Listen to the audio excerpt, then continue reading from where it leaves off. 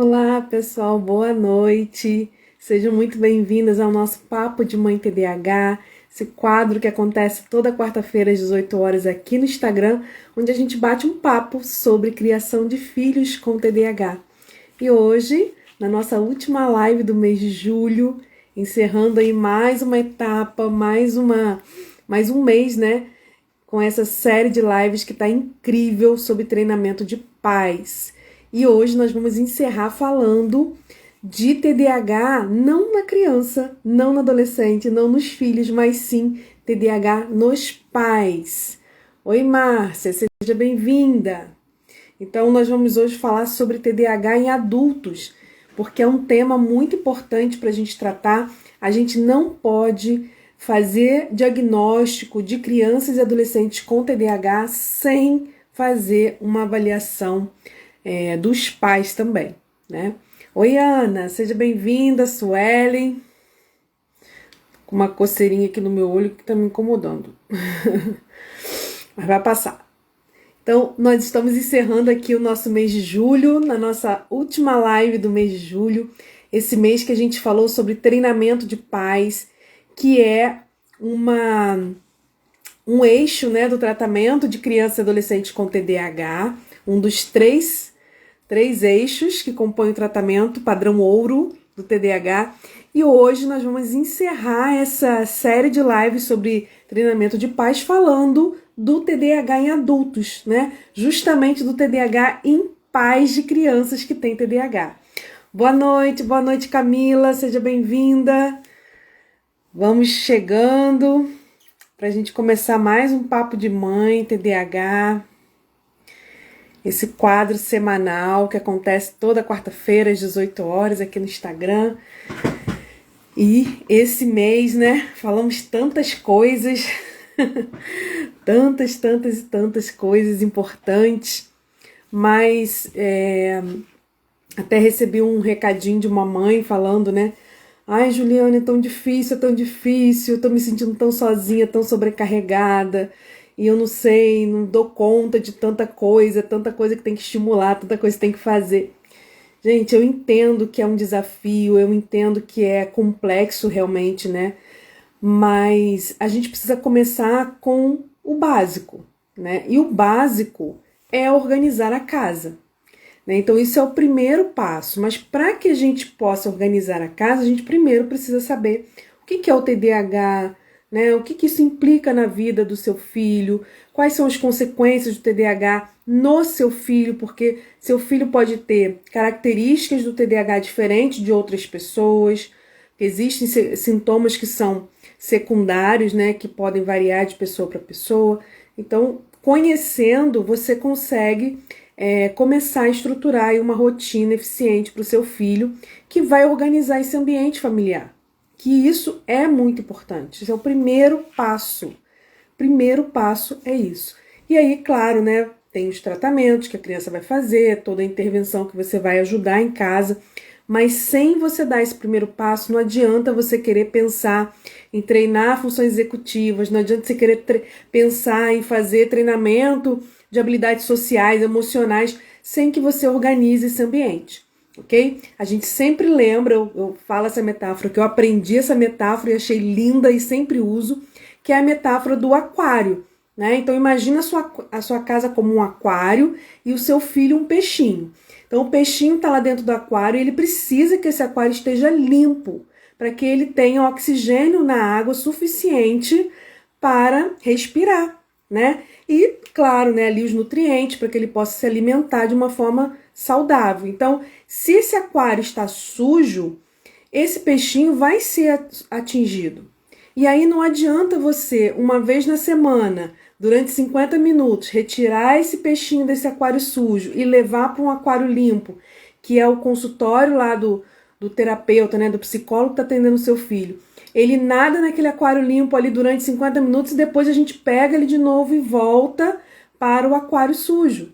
Não adianta. Então a gente primeiro precisa organizar esse ambiente para que esse ambiente seja potencializador do tratamento do seu filho e não algo que vai gerar ainda mais sintomas, tá bom?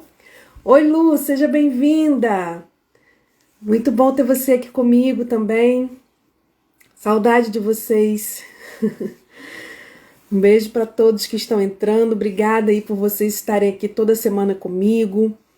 No nosso papo de mãe, Elisa. Tem pessoas que eu já até sinto falta quando quando começa a live, eu já fico aí olhando, né? Já fico procurando, porque eu sei que toda semana tá aqui comigo. E é muito bom ter vocês aqui. Eu fico muito, muito feliz mesmo.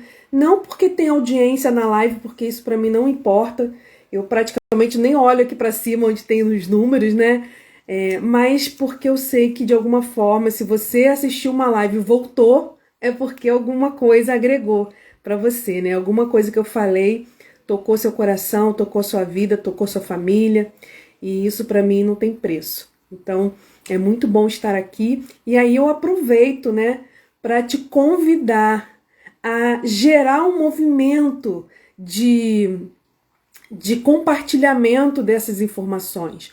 Né? A gente não vive numa bolha, não vive numa bolha de família lá só na sua casa. Seu filho com TDAH vai circular por vários ambientes, vai lidar com diferentes pessoas.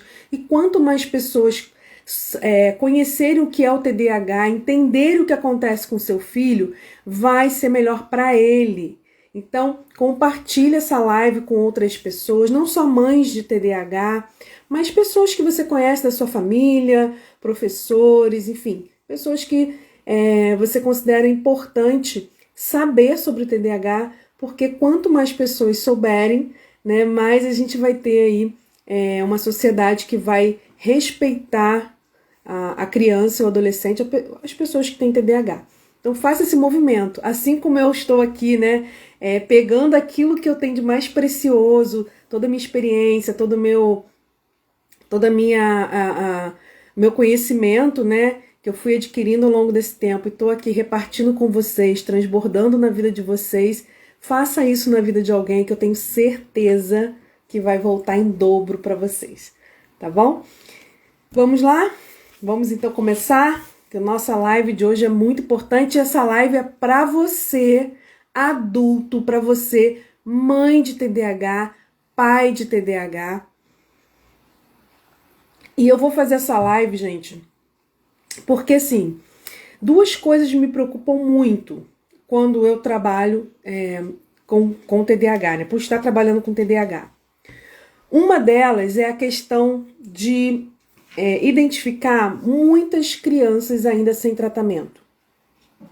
Então, assim, às vezes as mães me procuram, né? Mandam mensagem, me pedem ajuda. E aí eu faço sempre a pergunta, né? Que tipo de tratamento, quais são os tratamentos que seu filho está tendo atualmente?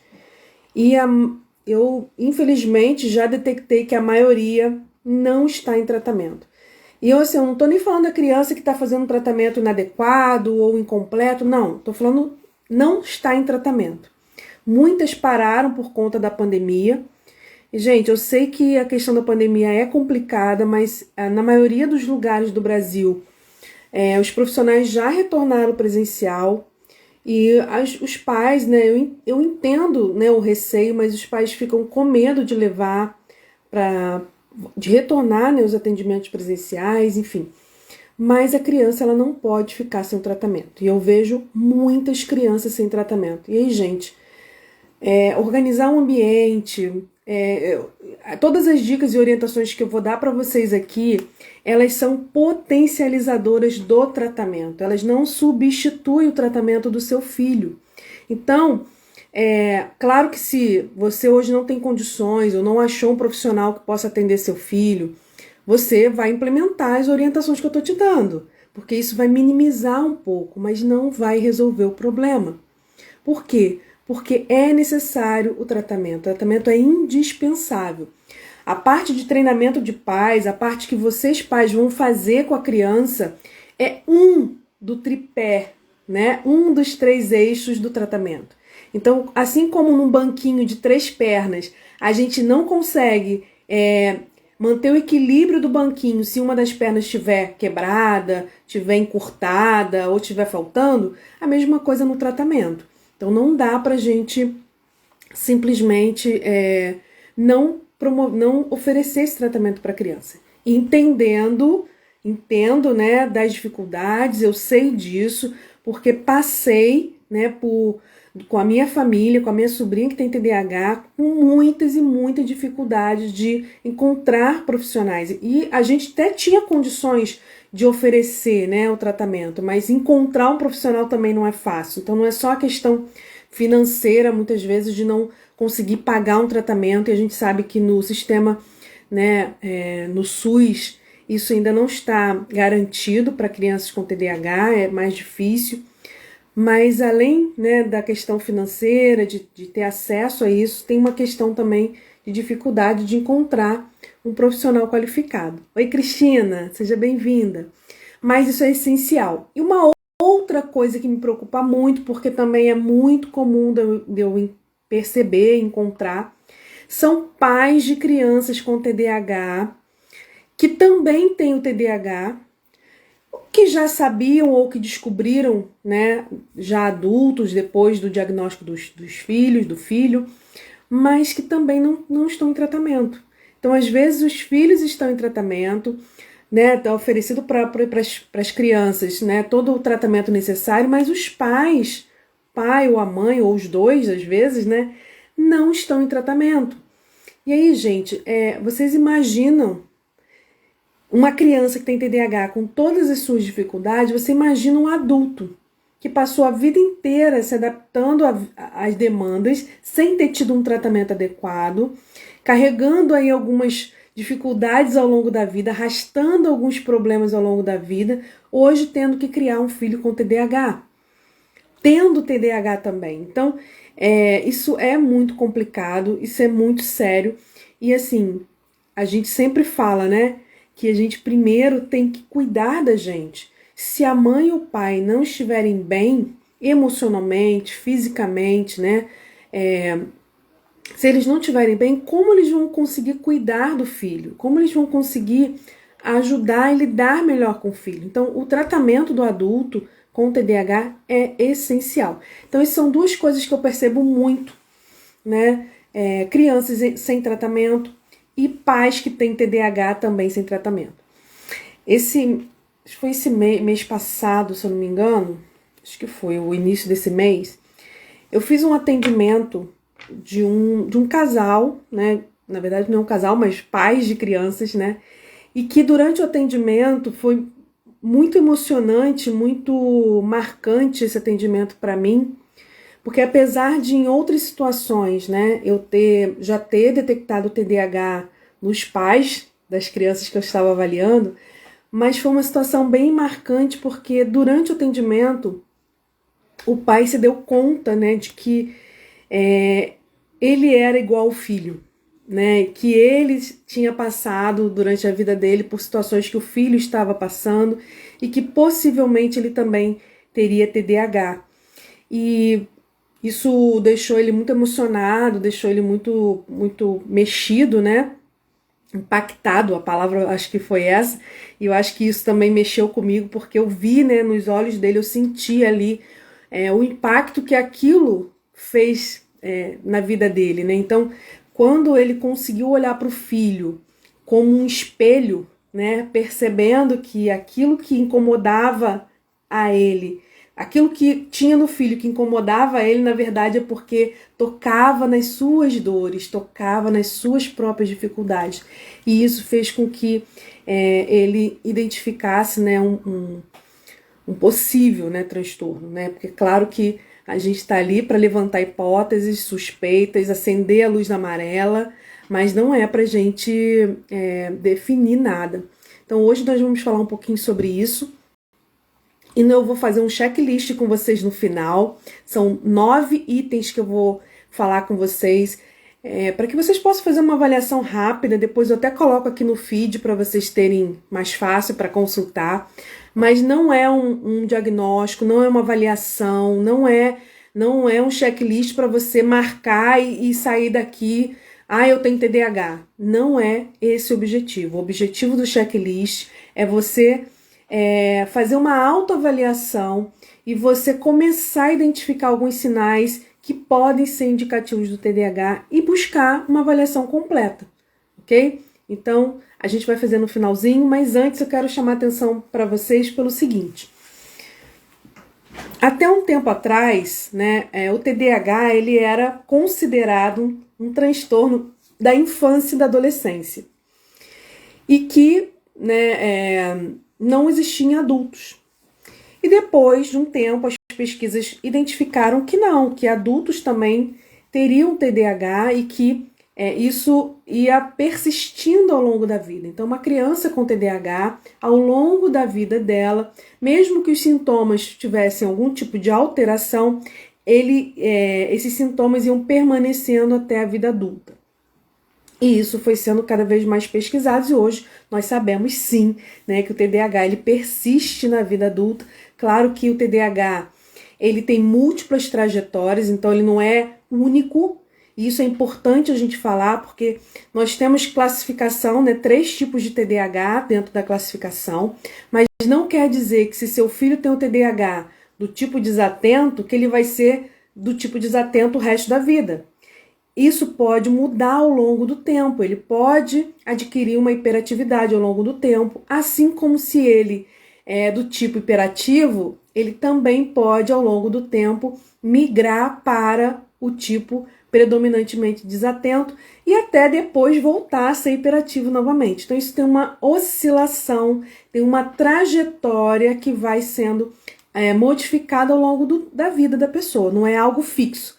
Se eu sou do tipo desatento quando criança, eu vou ser assim para sempre. Não, não são classificações fixas, mas são possibilidades de apresentação do transtorno ao longo da vida. Então, foi sendo cada vez mais estudado o TDAH em adultos, e hoje nós temos dentro do DSM-5, que é o Manual Estatístico, né, dos transtornos mentais, onde a gente tem ali uma referência de padrões, né, de critérios de diagnóstico para o TDAH e para todos os outros transtornos mentais. Nós temos dentro desse documento alguns itens, né, alguns critérios que são importantes para o diagnóstico TDAH em crianças, adolescentes e adultos. E dentro desses critérios, um dos critérios é que os sintomas devem aparecer antes dos 12 anos de idade. Então, quando a gente vai fazer uma avaliação do TDAH em adulto, por exemplo, né, eu já fiz algumas avaliações, a gente vai fazendo uma retrospectiva. E às vezes a gente até conversa com os pais, enfim, com outras pessoas que viveram com essa pessoa, né, na infância, na adolescência, mas a gente vai fazendo uma retrospectiva para identificar esses sinais lá na infância, identificar esses sinais lá na adolescência. Mas, com o tempo, as pesquisas elas não param, né? As pesquisas elas vão avançando.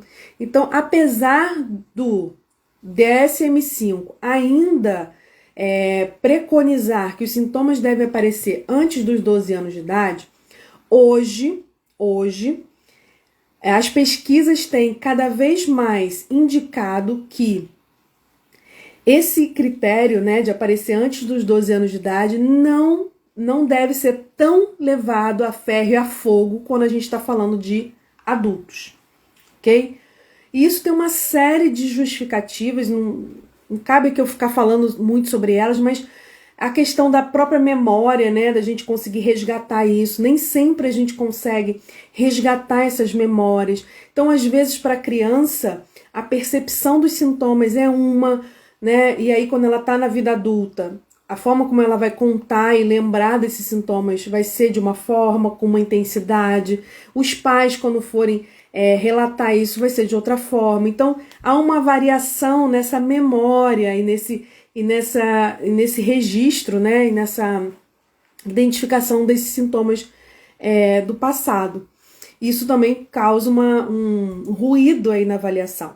Mas tem duas outras questões muito importantes, que aí é interessante a gente até entender isso, porque isso afeta a criança também, que é o seguinte: a capacidade cognitiva, ela pode compensar os sintomas.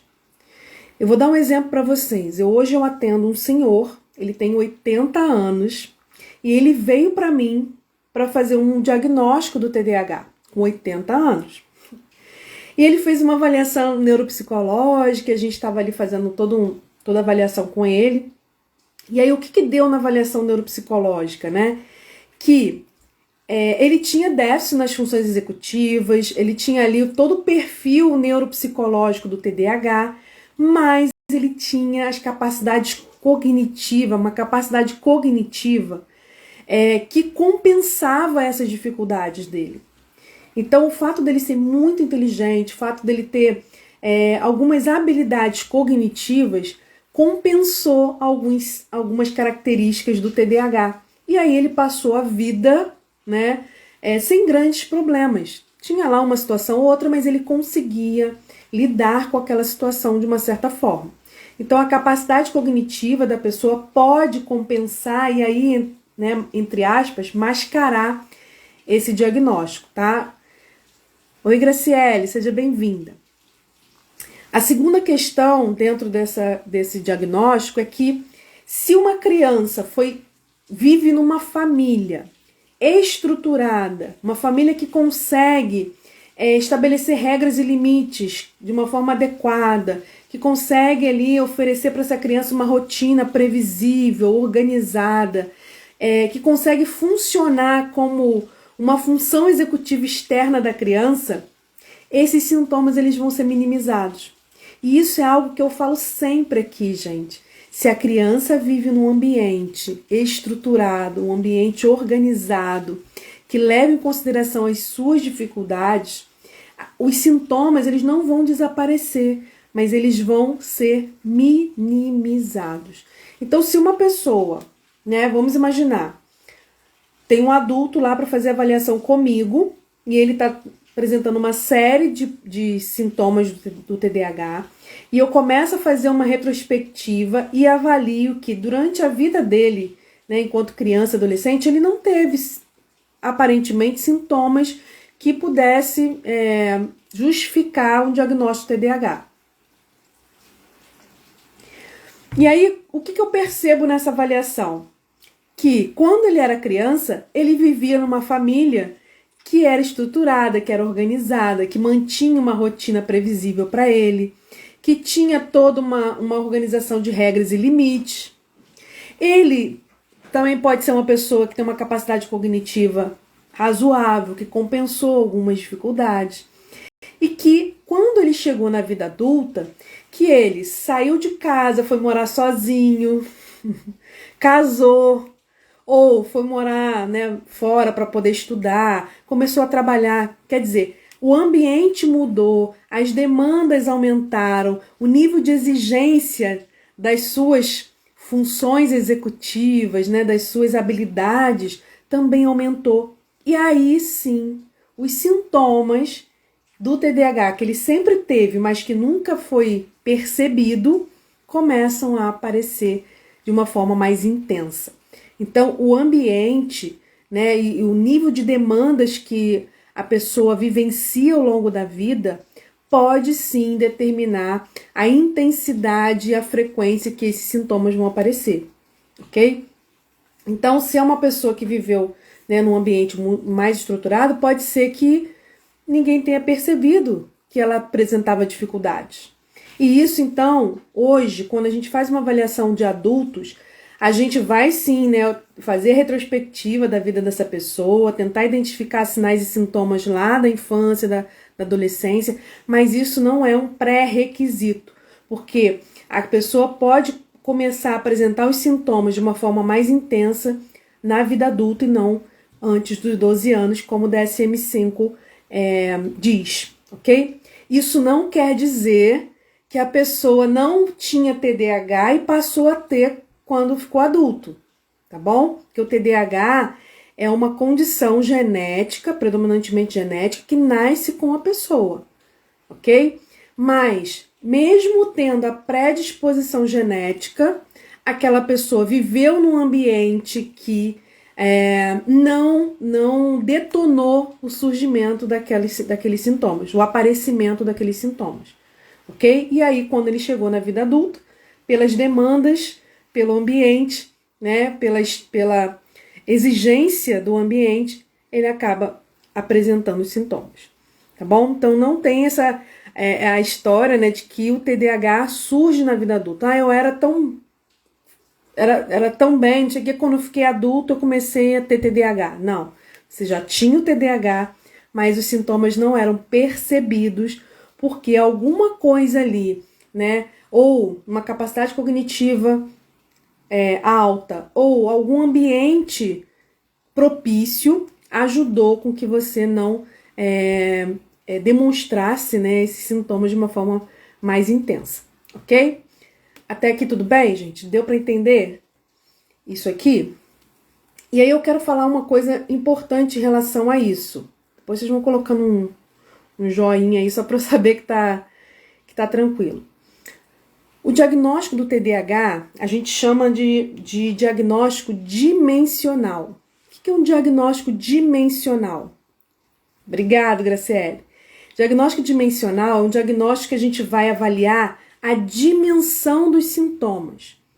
Então, se eu começar aqui a falar alguns sintomas do TDAH, provavelmente, ou todo mundo, ou a maioria que tá aqui, vai levantar o dedinho e vai falar assim, eu tenho isso, eu tenho isso, eu tenho isso, então eu acho que eu tenho TDAH também. Quando eu for fazer o checklist aqui no final com vocês, é possível que vocês, né, assinalem quase todos os itens. Por quê? Porque o TDAH, os sintomas do TDAH, eles estão presentes em todas as pessoas. Todas as pessoas. Só que, para ser considerado um transtorno, né, para ser considerado TDAH, essas características elas precisam estar presentes com uma frequência e uma intensidade acima da média, acima do esperado.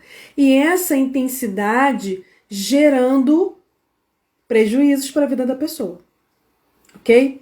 Então, por que a gente fala diagnóstico dimensional? Mais uma vez, porque são características que todo mundo tem, mas que dimensionalmente estão alteradas, estão intensificadas, muito intensificadas em quem tem TDAH. Vou dar um exemplo para vocês. Açúcar no sangue. Todo mundo tem açúcar no sangue.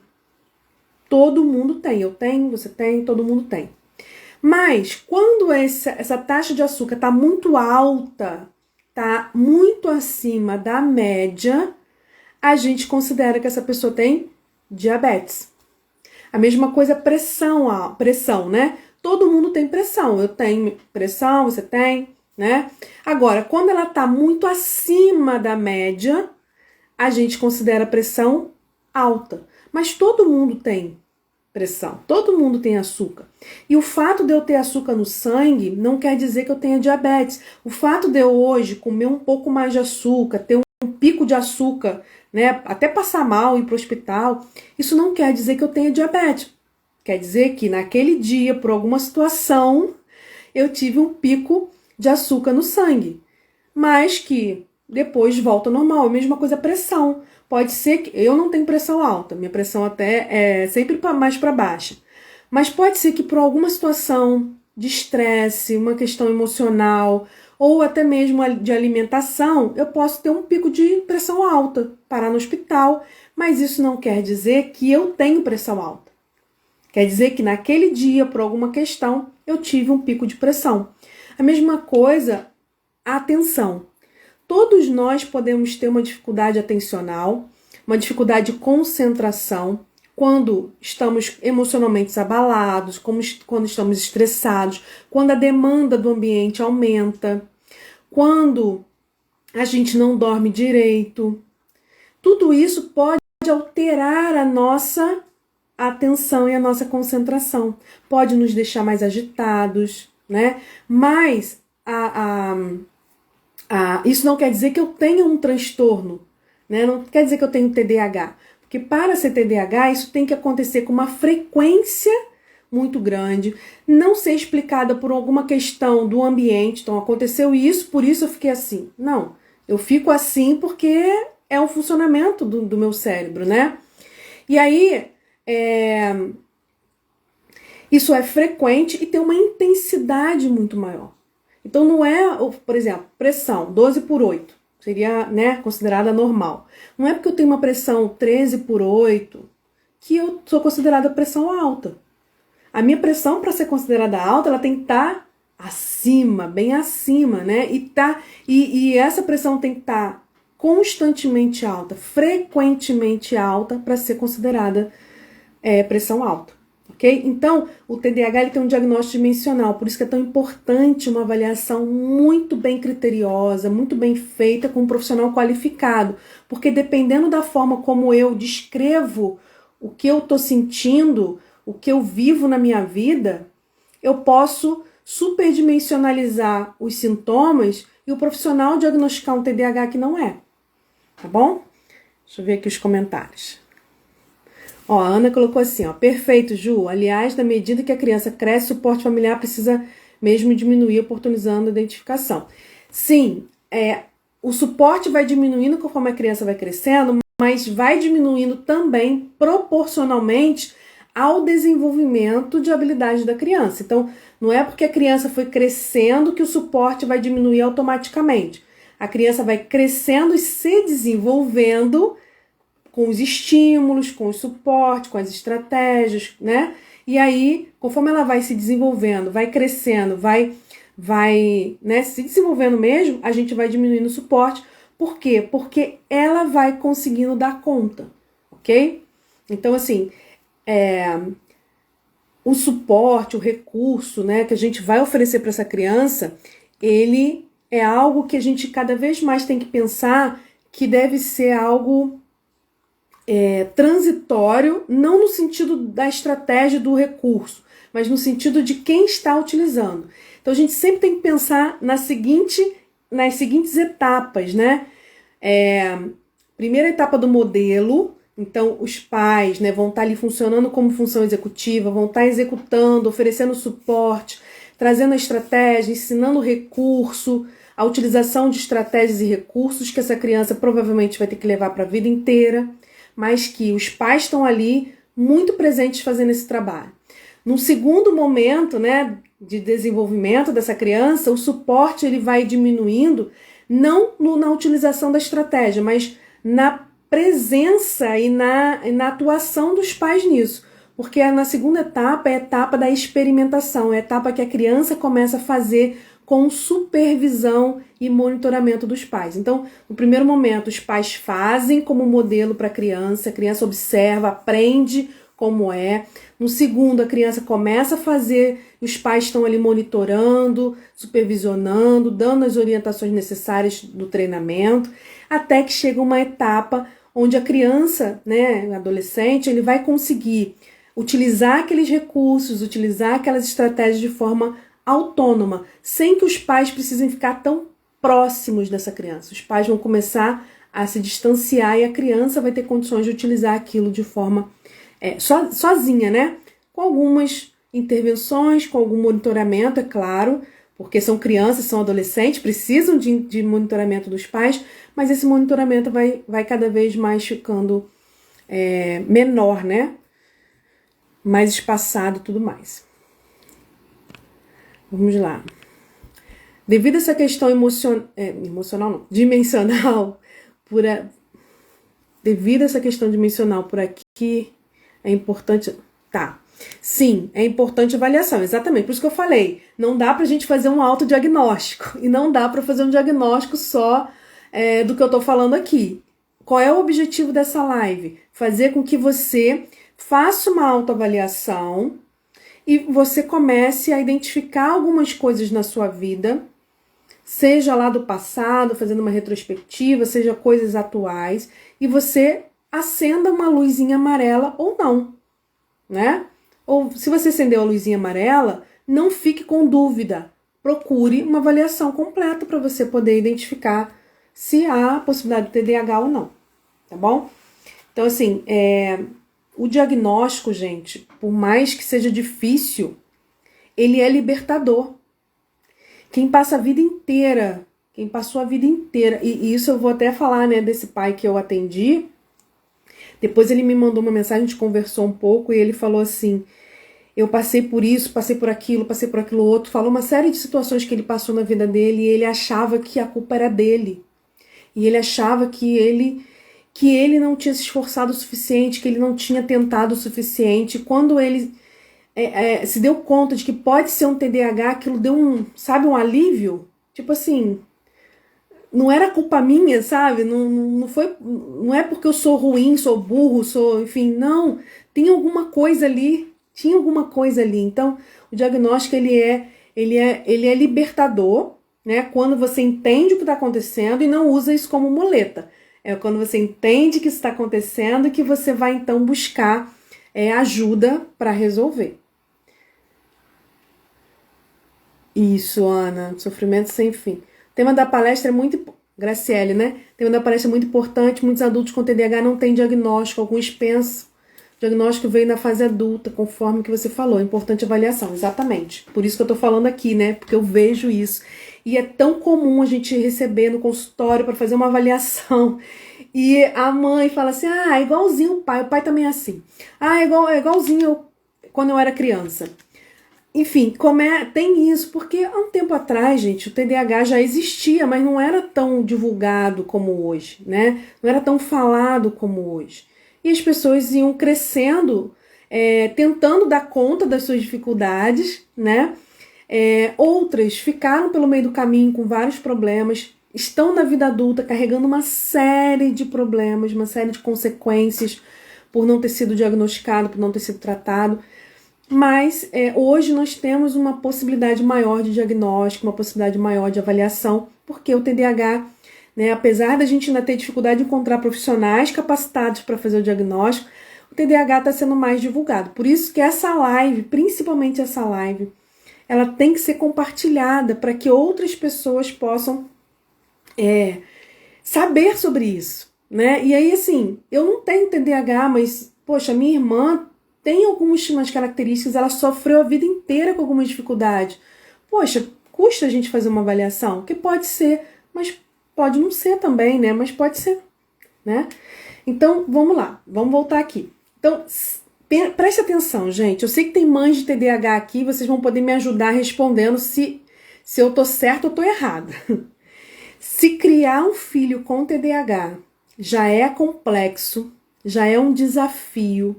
Você imagina criar uma criança com TDAH tendo TDAH.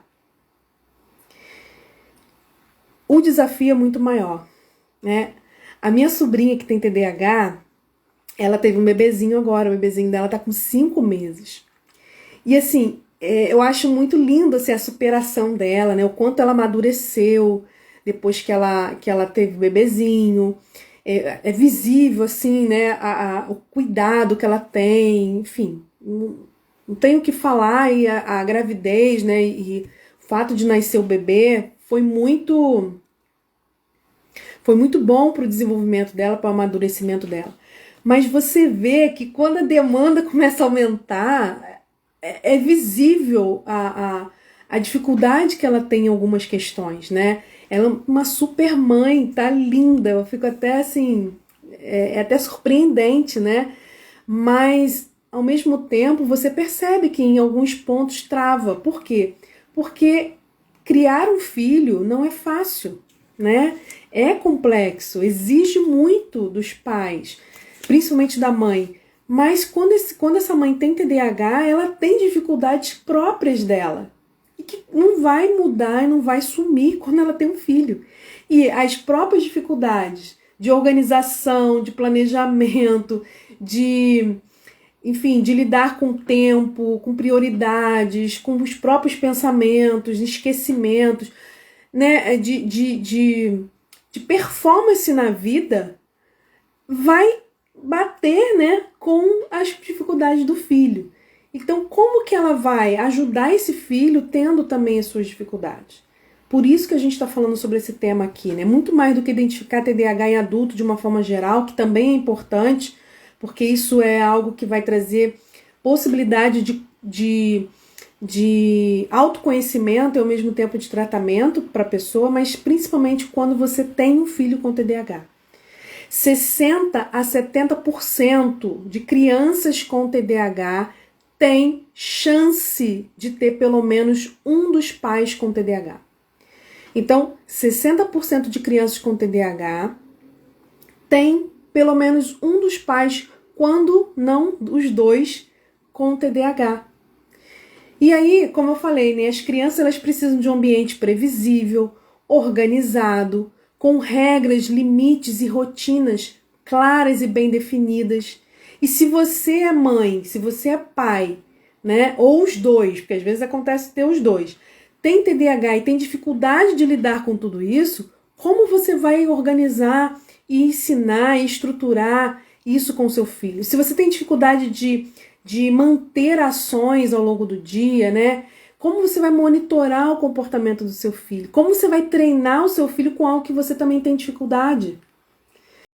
Eu estou atendendo uma mãe na mentoria, né, na nossa mentoria Mães Especialistas, que ela tem TDAH, os 3 filhos têm TDAH, uma adolescente, um pré-adolescente e uma criança. E assim, quando a gente for organizar, né, o plano de ação, qual foi o primeiro passo? Trabalhar a mãe. A mãe não, ela falou assim, eu não consigo estabelecer uma rotina para mim, quanto mais para os meus filhos. Então, primeiro a gente foi lá para tentar estruturar uma rotina para ela, para depois estruturar a rotina dos filhos, porque senão ela não ia conseguir, ela ia fazer uma rotina linda para os filhos e não ia colocar em prática, porque para colocar em prática a rotina dos filhos depende muito mais dos pais do que da própria criança, né? Então, é importante que a gente tenha isso em mente, né? Crianças, elas precisam desse ambiente previsível, desse ambiente organizado. E quando os pais têm TDAH não tratado, né, eles acabam tendo um pouco de dificuldade com isso, ok? Agora, além disso, né, a gente falou aí, né, 60%, 70% das crianças com TDAH tem pelo menos um dos pais com TDAH. Mas além disso, se esse pai, se essa mãe tem TDAH, 70% dos casos de TDAH não tem o TDAH sozinho, tem outras comorbidades juntas, outras condições médicas, psiquiátricas ou neurológicas associadas, né? Então, você imagina uma mãe, como tem várias que me procuram, várias lá no nosso grupo do WhatsApp, mães que têm TDAH e têm depressão, mães que têm TDAH e têm ansiedade.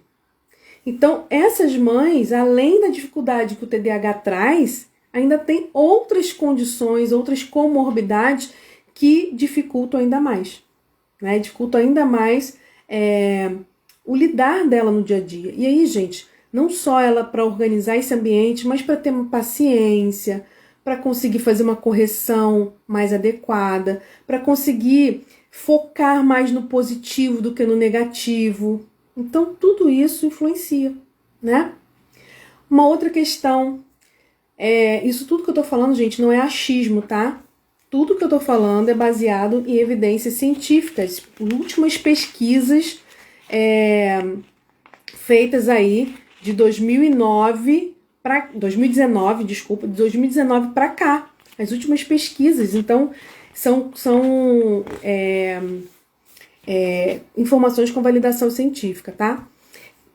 Pais que têm TDAH, pais de crianças com TDAH que têm TDAH, têm mais risco de sofrerem instabilidade no casamento.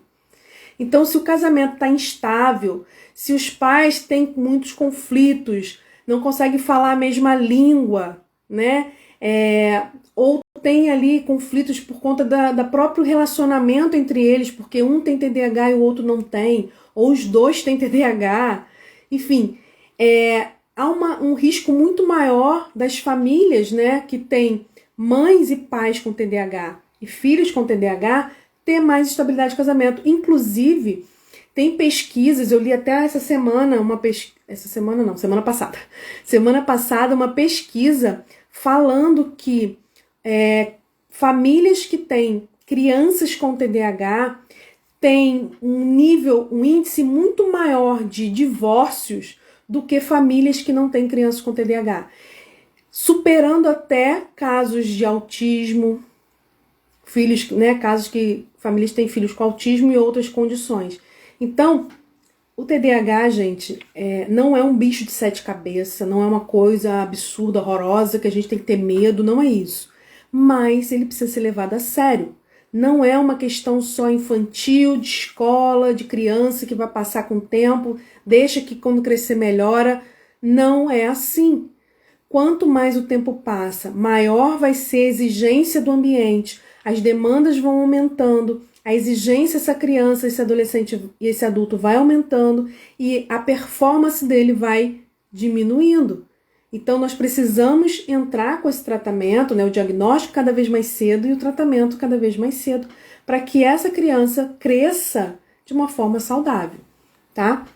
Então, a importância da gente poder identificar isso. Então, quando a gente vai identificar, investigar o TDAH na criança, a gente precisa fazer uma pesquisa, mesmo que meio, um pouco superficial, porque a princípio não seria esse o objetivo, mas a gente precisa investigar também os pais, né? Então, chegou uma criança lá no meu consultório para fazer uma avaliação, eu preciso inserir no meu processo de avaliação uma pesquisa mínima ali de sintomas, principais sintomas dos pais, da possibilidade desses pais terem TDAH.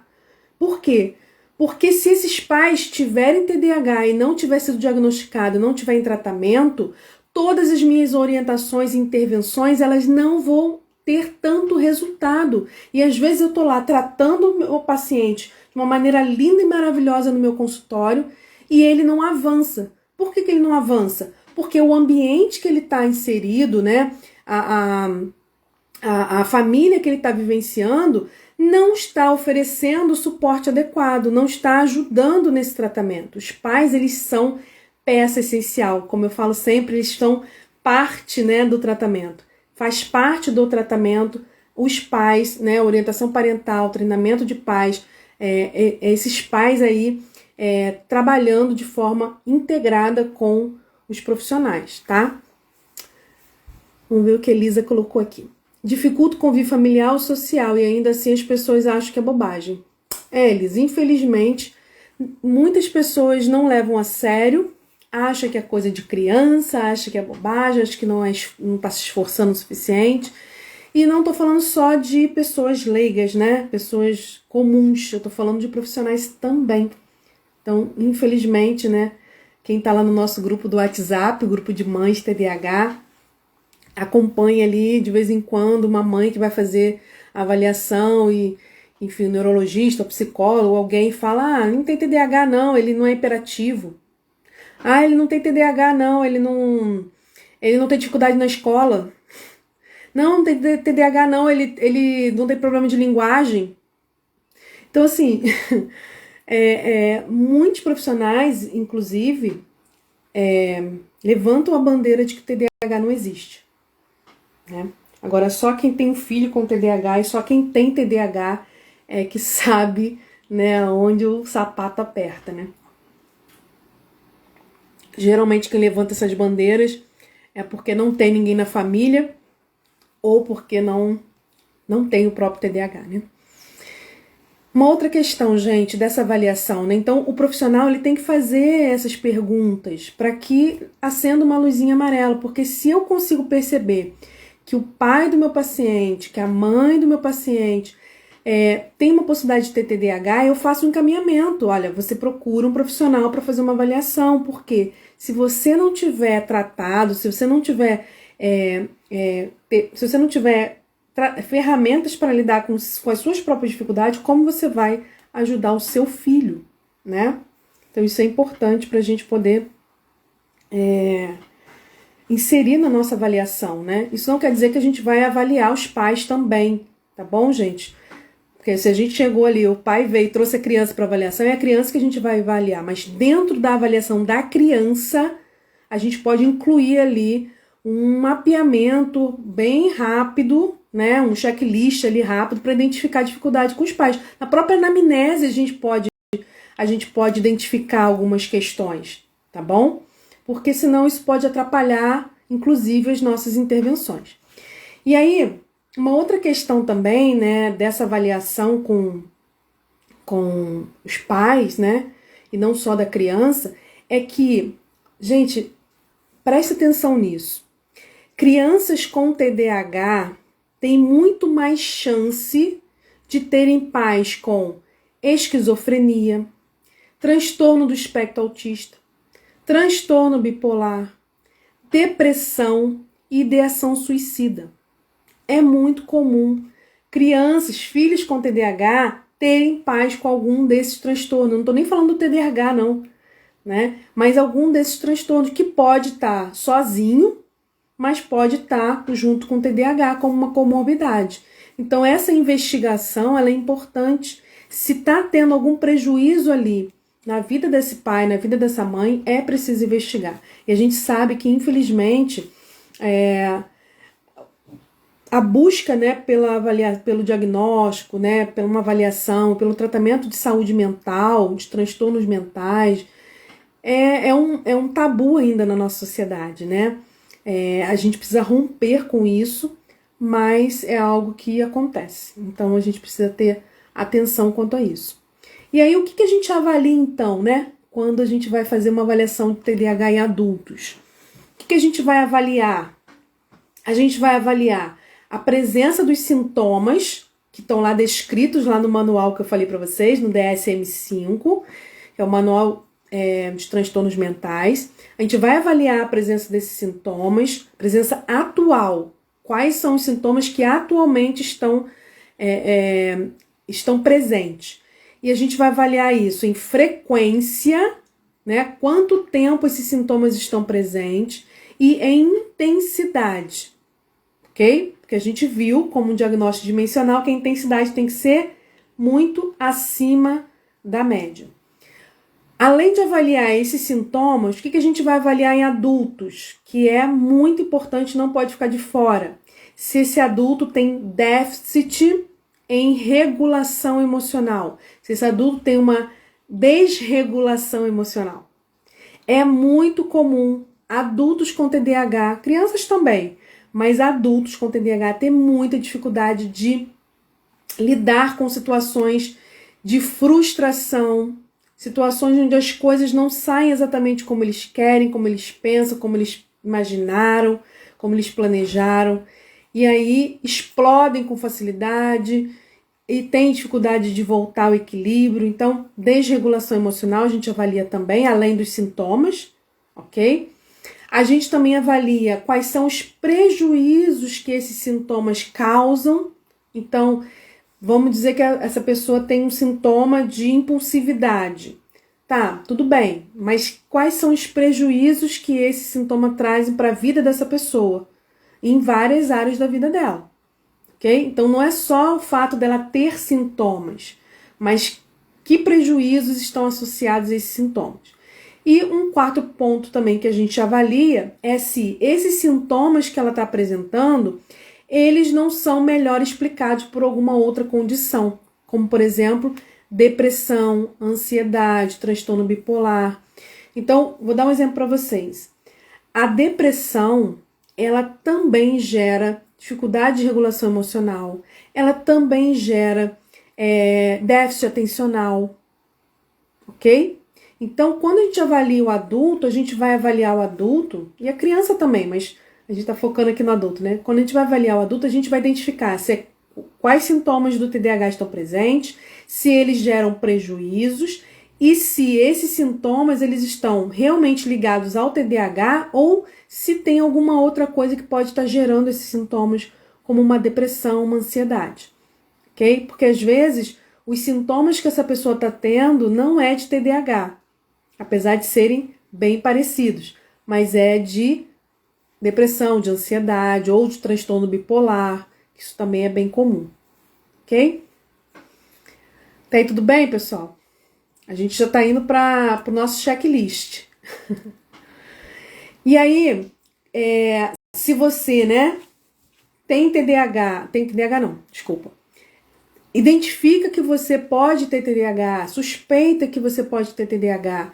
Se você percebe que existem vários sintomas que estão presentes na sua vida, que trazem prejuízos, não só agora, mas também quando você era mais nova, quando você era criança, mas isso intensificou mais agora. Se você percebe isso, você vai buscar então uma avaliação. E quem vai fazer essa avaliação para fechar ou não o diagnóstico do TDAH é o neurologista ou o psiquiatra, assim como na criança. Só que a criança a gente tem o neuropediatra, né? Ou o psiquiatra infantil.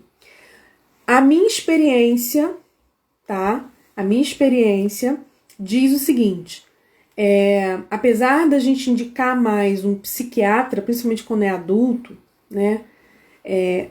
Tanto faz ser o psiquiatra ou o neurologista, mas o que a gente precisa mesmo pesquisar, né, para escolher o profissional é a experiência e o conhecimento que ele tem de TDAH. Tá? Isso é o principal. Seja para adulto, seja para criança, seja para adolescente, pesquise, busque referências, procure, né, saber se esse profissional tem experiência, conhecimento sobre TDAH, porque isso vai fazer toda a diferença no diagnóstico, tá bom? Toda a diferença no diagnóstico. E o tratamento do TDAH em adultos é basicamente o mesmo de TDAH em crianças, né? O tratamento medicamentoso, quando há necessidade da medicação, e o tratamento com a terapia cognitivo-comportamental, a psicoterapia cognitivo-comportamental. O terceiro item de criança e adolescente, que é o treinamento de pais, às vezes, gente, isso é importante quando esse adulto, por exemplo, vamos imaginar que você é um adulto, homem, né, casado.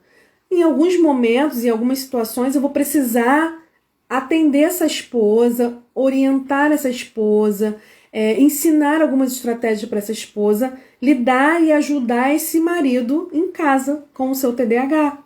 E vice-versa, né? Se for esposa, eu também posso fazer isso com o marido. Se for um adulto, né, que não é casado, que vive ainda com os pais, a gente, dependendo da situação, a gente pode chamar esses pais também e orientar. Isso se chama psicoeducação. O que é psicoeducação?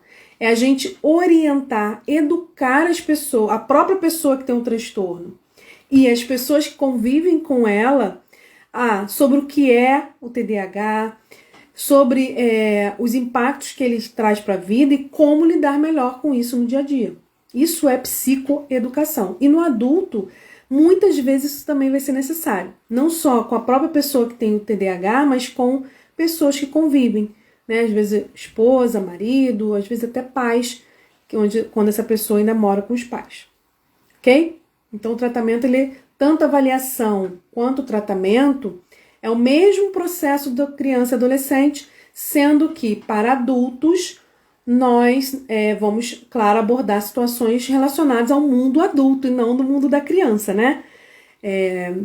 Mundo adulto envolve muito mais questões de relacionamento, questão de trabalho, né? Questões acadêmicas, então a gente vai abordar muito mais essas questões. Agora, os dados da pesquisa científica apontam que quando um adulto com TDAH, né, um pai com TDAH, uma mãe com TDAH,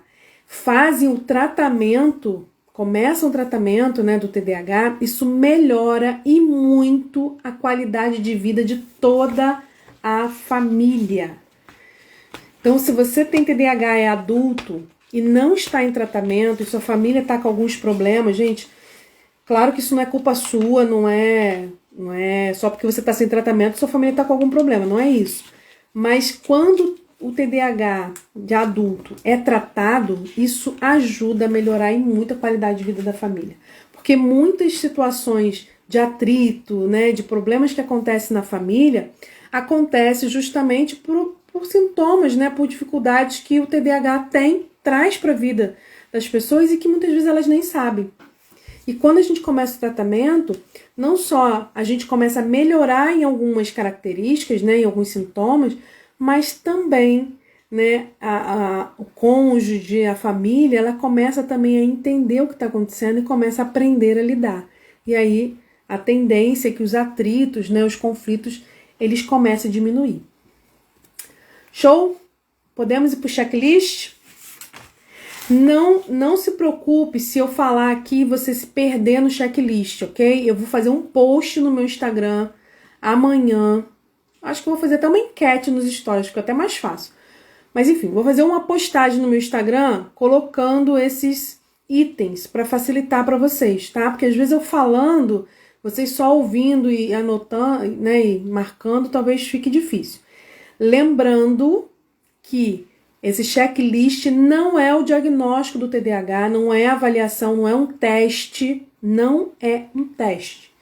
É só um sinalizador para que você comece a fazer uma autoavaliação e comece a identificar possíveis sintomas, possíveis sinais, possíveis prejuízos na vida de vocês e vocês então busquem uma orientação médica, uma orientação com um profissional para que vocês possam fazer essa avaliação, ok? Principalmente você adulto que tem filhos com TDAH, porque a probabilidade de você também ter TDAH gira em torno aí de 60% a 70%, ou você, ou seu esposo, ou você ou sua esposa, tá bom?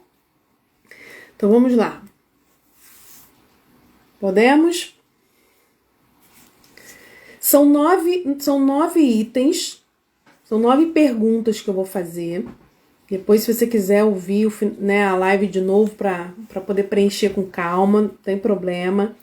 Só que você vai pensar o seguinte, sempre você vai pensar que você vai marcar sim ou não, se isso acontece. Mas você só vai marcar sim quando isso acontece com uma frequência maior. É frequente, ok? Frequente e isso traz alguns prejuízos para você. Isso gera algum tipo de problema, ok? Se não for frequente, for de vez em quando, em alguma situação ou outra, e se isso for uma coisa que você tira mais ou menos de letra, você consegue lidar, não marca sim, ok? Então vamos lá. Primeiro item.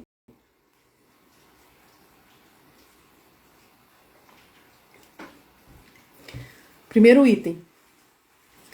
Você frequentemente, né? Você com frequência é facilmente distraído por estímulos externos e pensamentos irrelevantes? Você com frequência é facilmente distraído por estímulos externos e pensamentos irrelevantes? Pensa se isso acontece com frequência e se isso gera algum prejuízo para sua vida, te atrapalha de alguma forma, tá? Então, você com frequência é facilmente distraído por estímulos externos e pensamentos irrelevantes. Pode passar para a segunda?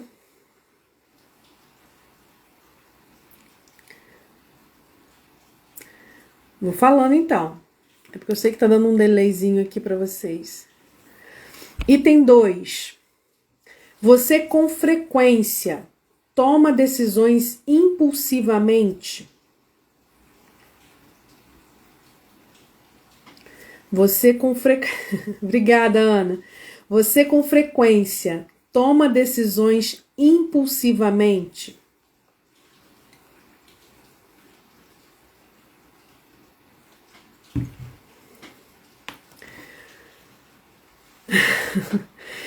Então, primeira, você com frequência é facilmente distraído por estímulos externos e pensamentos irrelevantes. Segunda, você com frequência toma decisões impulsivamente?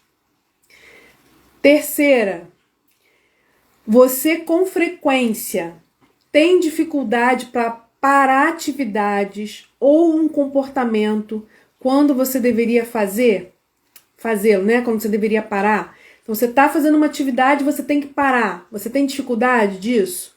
Você está tendo um comportamento, você tem que parar aquele comportamento. Você tem dificuldade de fazer isso? A gente identificar nas crianças, nos filhos é fácil, né? Ele está fazendo uma coisa, você pede para ele fazer outra, ele tem dificuldade de parar, ele quer continuar fazendo aquilo, né? Então, no adulto também isso pode acontecer. Então, você tem com frequência dificuldade para parar atividades ou um comportamento quando você deveria fazer isso, quando você deveria parar?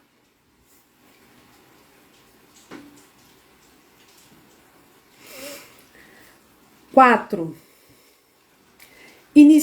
Você com frequência inicia um projeto ou tarefas sem ler ou ouvir atentamente as instruções? Você com frequência inicia um projeto ou tarefas sem ler ou ouvir atentamente as instruções?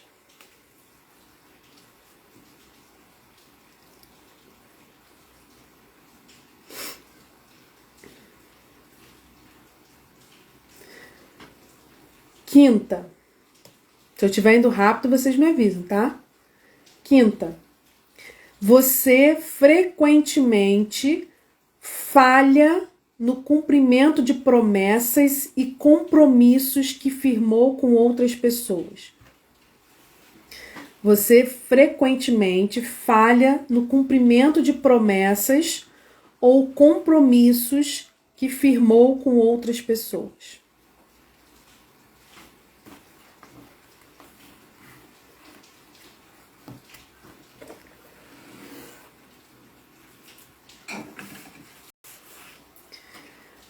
Seis. Você frequentemente tem problemas para fazer as coisas em sua ordem ou sequência apropriada. Você frequentemente tem problemas de fazer as coisas em sua ordem ou sequência apropriada.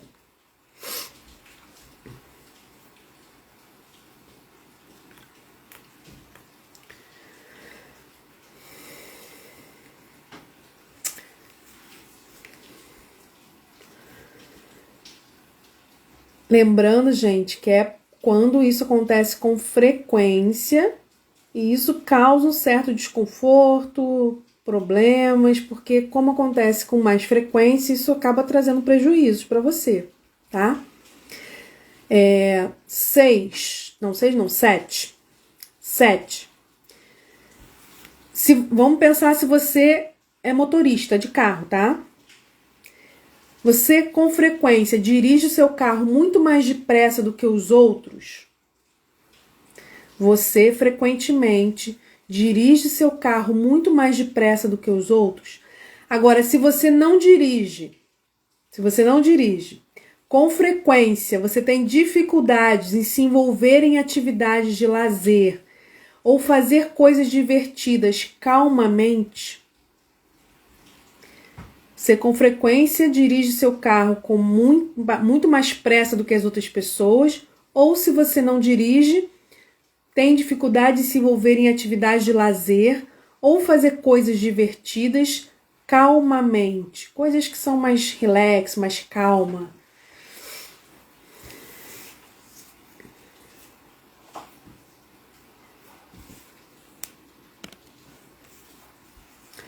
Oito. Você, com frequência, tem dificuldade para manter a atenção em tarefas ou atividades recreativas? Você, com frequência, tem dificuldade em manter a atenção em tarefas ou atividades recreativas? Ó, já tem gente se entregando aí, ó. É isso aí. Olha, tem coisa, assim, a gente precisa entender sempre o seguinte, como eu tô falando, é com frequência e intensidade se traz prejuízos. Então, o importante, gente, é a gente identificar. Isso aqui não quer dizer que você tenha TDAH, porque isso também pode ser causado por outras questões, tá? Questões emocionais, por depressão, ansiedade, né? Então, a gente precisa avaliar, por isso que a gente tem que buscar avaliação. Ou pode também ser uma questão ali emocional específica que você transitória, que não seja um transtorno, entendeu? Mas a gente precisa avaliar, porque se tá tendo isso com frequência e se tá trazendo algum tipo de prejuízo, a gente precisa ver o que é, tá bom? E a nona questão. Você com frequência tem dificuldade para organizar tarefas e atividades? Você com frequência tem dificuldade de organizar tarefas e atividades?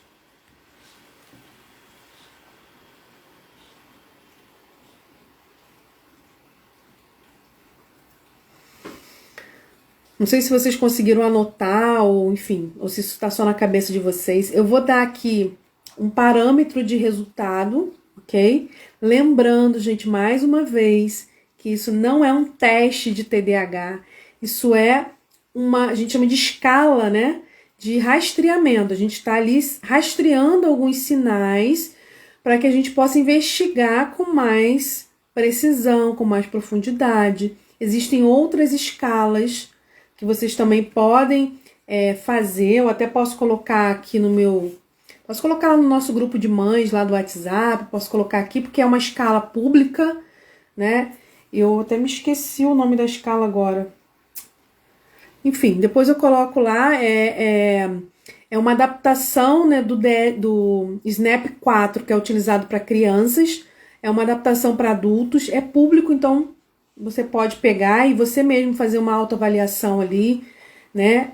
Então existem outros instrumentos e existem outras etapas da avaliação que são importantes. Aqui a gente está fazendo, né, um checklist só para ver se acende o sinal, né, a luzinha amarela, e aí buscar uma avaliação mais aprofundada.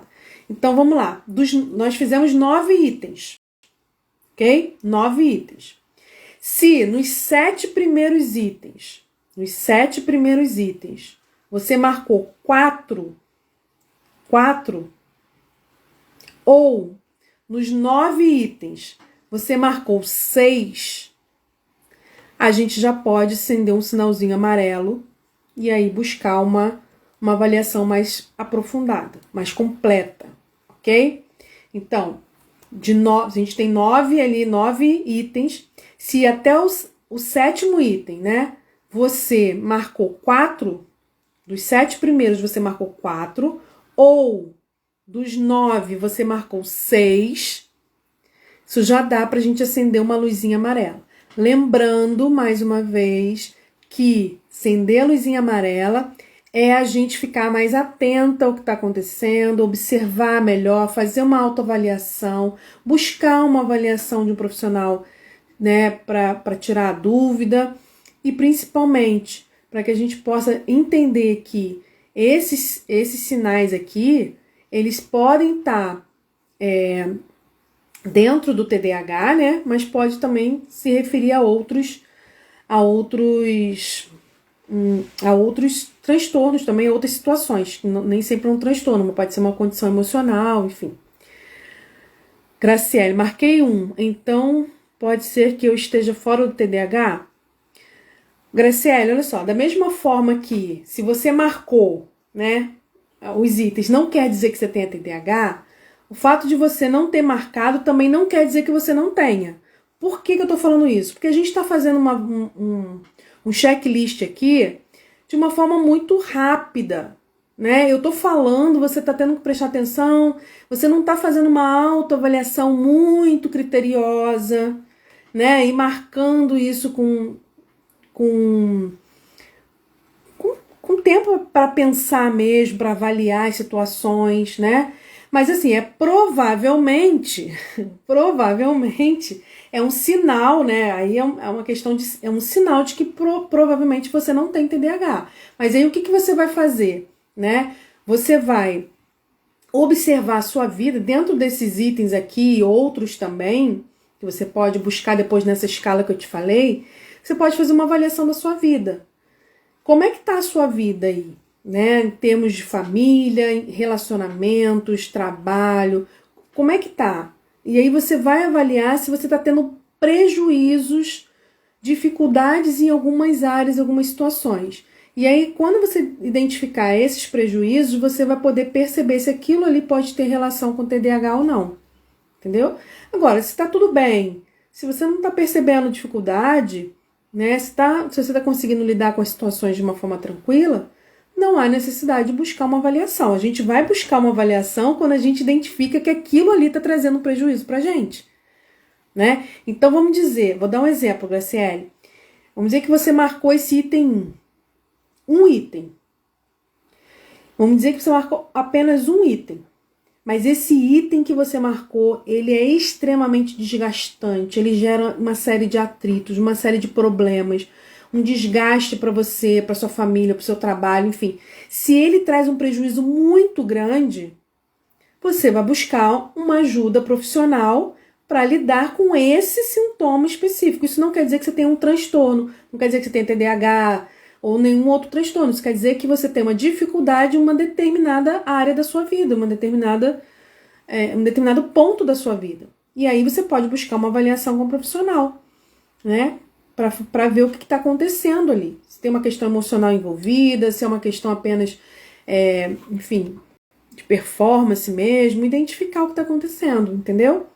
E às vezes tem uma pessoa que marcou, sei lá, 6 itens, mas aquilo não tem um impacto tão grande na vida dela. Por quê? Porque ela já está com a vida organizada, ela já tem uma série de estrutura, ela não vive um ambiente que as demandas são muito altas, então aquilo não exige muito dela, o ambiente não exige muito dela, então ela não precisa ter uma performance, né, muito boa, então ela consegue lidar com as situações do dia a dia, mesmo com esses esquecimentos, mesmo com essas dificuldades. Então, tudo vai depender não só do sintoma que ela tem, mas principalmente dos impactos que esse sintoma traz para a vida da própria pessoa e do entorno que ela vive.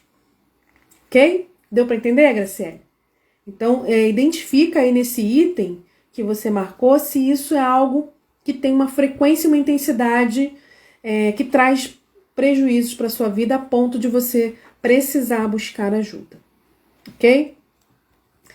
Então, vamos fechando aqui. Vou dar um tempinho aqui para se vocês quiserem fazer alguma pergunta, para a gente poder encerrar.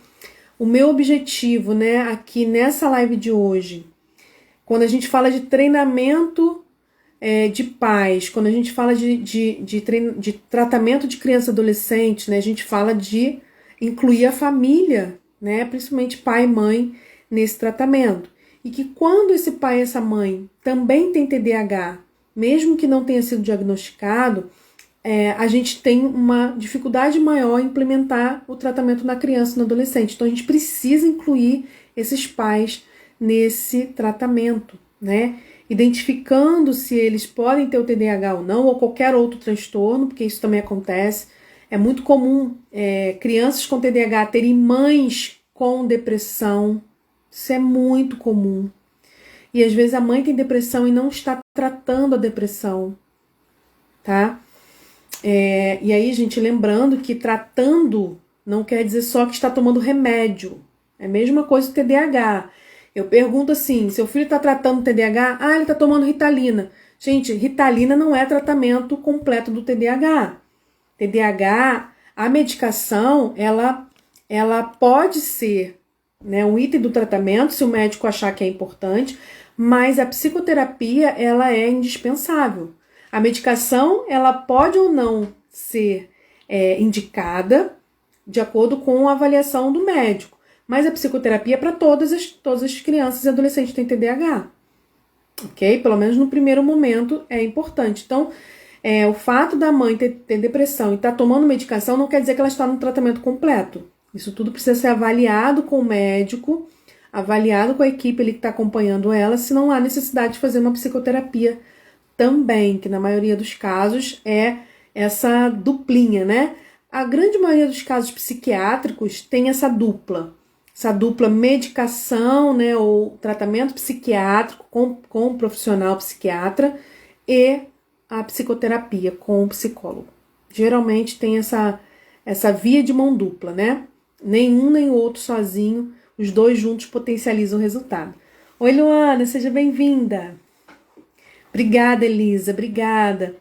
Obrigada mesmo. E só para lembrar que tem várias mães aqui, ó, que são do nosso curso Metas TDAH, né? Que é o curso onde eu ensino você a estruturar uma rotina eficiente para o seu filho que tem TDAH. Eu vou colocar uma enquete para vocês lá no nosso grupo de alunos, né? De mães que estão participando do curso, agendando com vocês uma aula ao vivo para a gente poder tirar as dúvidas dessa primeira parte do curso, ok? Então, o curso não tinha previsto a aula ao vivo, mas eu acho que é importante a gente fazer, então eu vou agendar com vocês como um bônus uma aula ao vivo para a gente poder conversar sobre essa primeira parte do curso. Então, fiquem atentos lá no nosso grupo, que amanhã de manhã eu vou colocar uma enquete lá com várias opções de dias e horários para que vocês possam votar e a gente agendar então essa aula ao vivo. E você, que é mãe de TDAH, né, tá aqui acompanhando e que não está no nosso grupo do WhatsApp, não fica de fora, né? Me chama no direct, entra lá no link da bio, entra pro nosso grupo para que você possa aí fazer parte dessa comunidade de mães de TDAH.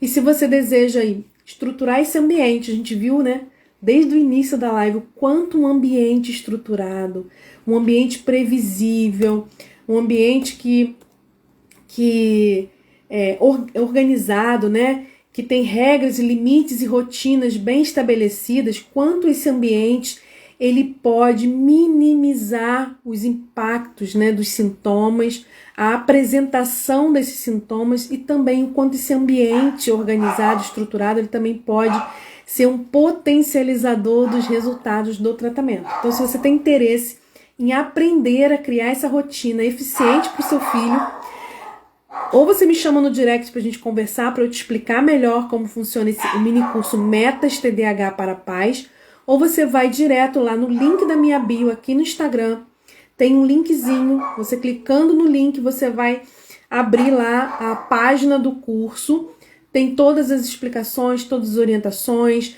link para pagamento, de inscrição, para que você possa participar desse curso. Não tem problema o curso já ter começado, porque é um curso gravado, então vocês não vão perder nada, tá? Tá tudo lá, você pode entrar no momento que você quiser, que as aulas vão estar todas gravadas lá e você vai ter acesso a esse material durante um ano, tá bom? Do dia que você entrar, você vai ter acesso durante um ano, inclusive com o grupo, para tirar dúvidas comigo também durante um ano, tá bom? Então, não perca essa oportunidade, como eu falei, a primeira coisa que a gente faz no tratamento de crianças com TDAH é organizar esse ambiente familiar. E a gente organiza isso através da estruturação de uma rotina eficiente. E é isso o nosso objetivo no nosso curso. Tá bom? Um beijo para todas. Obrigada aí pela participação mais uma vez de todas vocês aqui.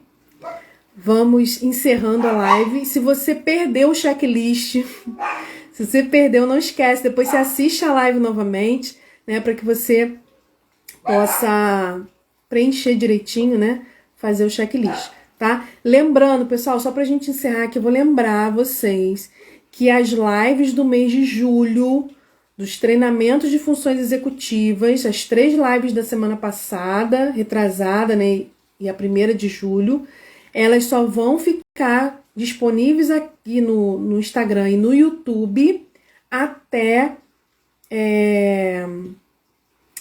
semana que vem, tá bom? No início agora de agosto, essas lives vão ser retiradas e elas vão fazer parte lá da plataforma do treinamento completo de pais, que eu vou abrir vagas aí no metade de agosto, metade pro finalzinho de agosto, eu vou abrir novas vagas para o treinamento de pais online. Então, se você não assistiu ou se você quer assistir novamente, corre e assiste, porque na semana que vem eu vou retirar essas lives aqui do Instagram e do YouTube, ok? Um beijo para todas, obrigada mais uma vez, tchau, tchau, pessoal!